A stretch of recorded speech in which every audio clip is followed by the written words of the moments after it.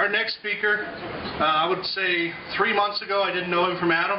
I barely know him now, but I've seen him speak on 4 different occasions and he knocks my socks off. I really like the guy. He's a candidate for the U.S. House in the 7th Congressional District, which is essentially sort of a U over the top of Metro Denver, goes into Aurora and back over to the west side of town. There's a lot of people in that area that are frustrated about Ed Perlmutter. Ryan's Aurora City Councilman from 2003 to the present, business partner in Takara Systems, 5-year veteran of our U.S. Navy. He was also assigned to the National Security Alliance, is that what it is? Agency, I'm sorry. That's why I did skip.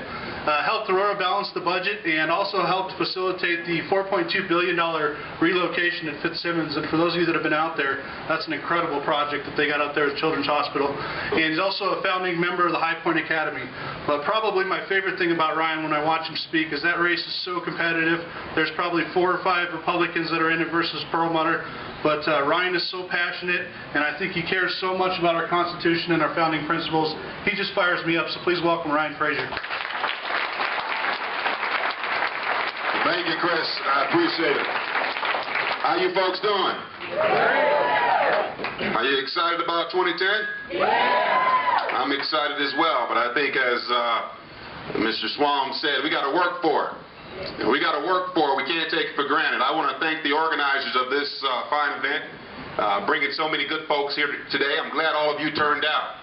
And I do want to say just for a moment, in addition to helping, let's elect Scott Brown in Massachusetts, let's also keep the people of Haiti in our prayers and thoughts. And whatever you can do to send a little support to folks down there. They need it. They're hurt. And that's what we as Americans do. We don't need the government to do it for us. We know how to help people, both here at home and abroad. So let's keep those folks in our prayers and thoughts. As Chris was saying, I'm a candidate for United States Congress in the 7th Congressional District of Colorado. And my competitor, my Democratic competitor, is a gentleman by the name of Ed Perlmutter. A little too loud? Okay. I'm sorry. I apologize. Is that a little better? Okay. And Mr. Perlmutter votes with Nancy Pelosi 97% of the time.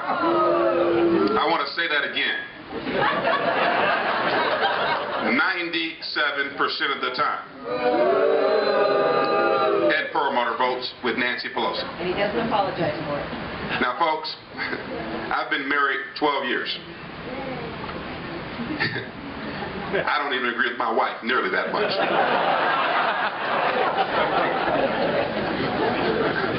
We got an exciting year ahead, and I'm so pleased to see so many folks who are fired up, who are ready to go, as Chris said. Barack Obama, fired up, ready to go. But here's the thing. This election is going to be an election that comes down to one of opportunity or control.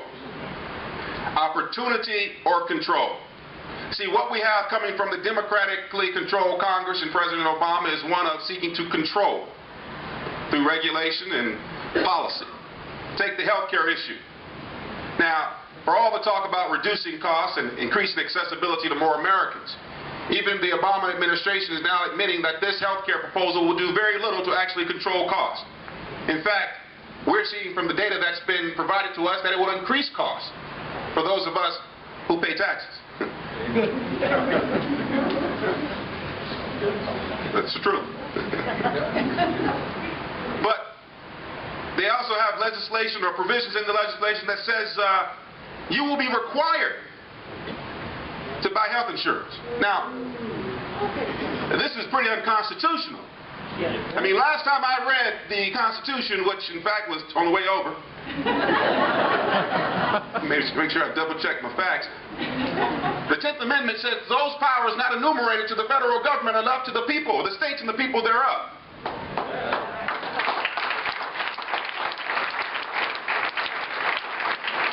Now I looked back and forth and in and out this Constitution. I couldn't find any mention of making people buy health insurance. How about you? And it's time that we, the people, came together and said, you know what, enough's enough. There's a better way forward in this country. We don't need to be told how to live our lives. We know how to do that pretty well. We don't need a government that tries to manage us. We don't want that for our children. We don't want the types of fiscal policies that are running amok They're spending like drunken sailors. And I used to be in the Navy. Well, I can say that. And Leandria and I were in the Navy together. But we have a Congress that is out of control. And they're trying to control the people through their policies. And that's why this election is so important. Because it's going to come down to whether you want greater opportunity for yourself and for your children, for the next generation, to enjoy the freedoms that we all enjoy today. Or if you want a life where they're controlled, where the decisions are already made for them by some elite intellectual in Washington, D.C., who knows better than you how best to live your life. And that's why I'm running. I'm running because I think it's time for those of us who care about our country, who care about our families, as Chris said earlier, put our feet down, stand up, and do our part. To put forth the types of ideas that we believe help move America and Colorado in a better direction. The types of policies that allow us to have the freedoms to make our own decisions, to create jobs, to give us the confidence that we have an economy that is growing. Not because our government is doing more, but because our government is getting out of the way. That's not what we're seeing today.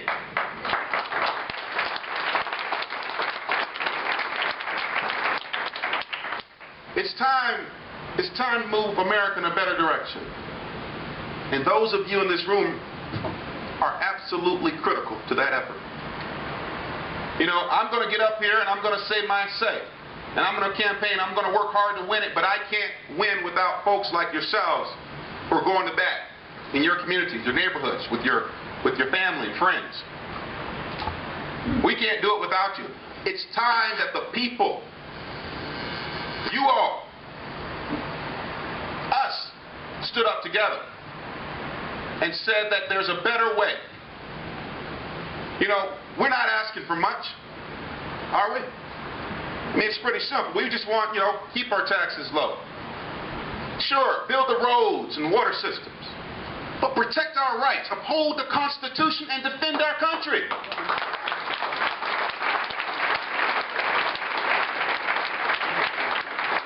Strengthen the free enterprise system. Give parents greater control over their child's education. And sure, most of us in this room aren't against helping those people who need it. But we don't want handouts. We don't mind handouts. But for most of us, we want a government that keeps its hands off our lives, respecting our liberty and individual responsibility.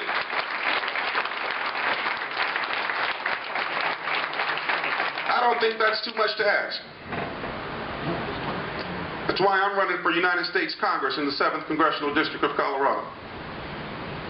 I grew up in a single-family home. My mother, who's my hero, she worked 2 jobs, cleaning houses, to provide for 3 boys.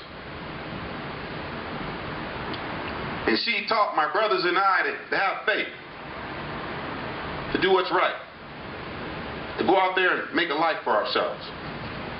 And I've carried that with me throughout my life. I think that's what most Coloradans want. It's an opportunity to make a life for themselves, to make a life for their family, to preserve that opportunity for the next generation. I'm ready to do my part. I hope each and every one of you are ready to do yours. And as we move forward, let us do so with certain core values, like honor, courage, and commitment. When I speak of honor, I speak of integrity and responsibility and accountability. And when I speak of courage, I speak of the courage to do the right things no matter the consequences.